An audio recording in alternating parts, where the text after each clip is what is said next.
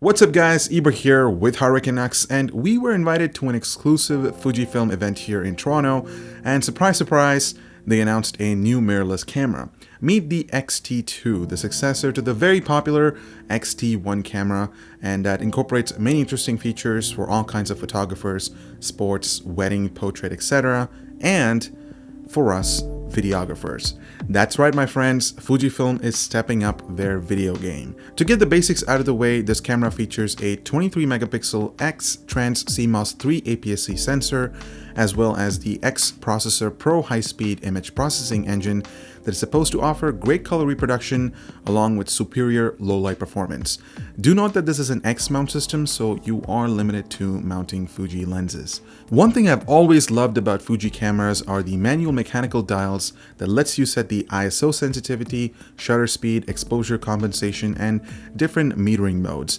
I think it's more practical to have these dials right at your fingertips so you can quickly adjust those settings to capture that perfect shot. The rear LCD screen has now turned into a 3-directional tilting display, so you can tilt the panel horizontally if you want to take low-angle shots, but you can also tilt it vertically, which is always a welcome feature. No selfie mode though, unfortunately.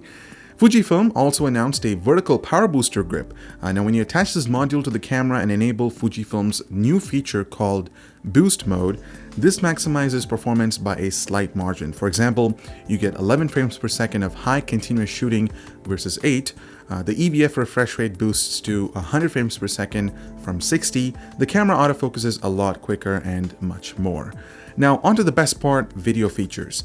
The X-T2 is the first mirrorless camera from Fujifilm to shoot 4K video. It supports bitrate recording of 100 megabits per second at UHD, the same as a GH4, and 1080p. The input resolution is 5120 by 2880, and when shooting 4K, it crops the sensor by a factor of 1.17. Shooting 1080p, the input resolution is 3000 by 1687, and that gets cropped by a factor of 1. You'll also find a bunch of simulation modes, and this cycles through different picture profiles. There's an HDMI port on the left side that outputs a clean, uncompressed 8-bit 422 signal, and as you can see, this was paired with the Atomos Shogun, so you can record footage to your preferred codec, whether that's ProRes, DNx HD, etc.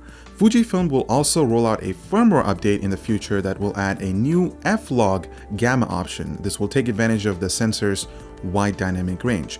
They haven't told us how many stops of DR would be there, but I'm sure this will enhance the color grading workflow. Adding 4K recording is a great feature, but if you're running out of storage, do not be afraid. There are dual SD card slots, so if one card fills up, it automatically switches to the second card. And for photographers, there's an option to set it up as a backup, RAW, JPEG, or sequential configuration. What you're seeing right now is a native 4K file without any color grade added to it.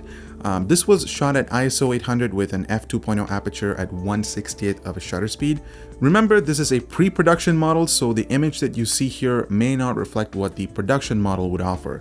But what I can tell you is that it looks stunning. With proper lighting at low light scenarios, the detail is crystal sharp, and I can't wait to test out once it's here in the studio. I was also able to take some stills, and judging quickly, what do you guys think? Let us know in the comments down below.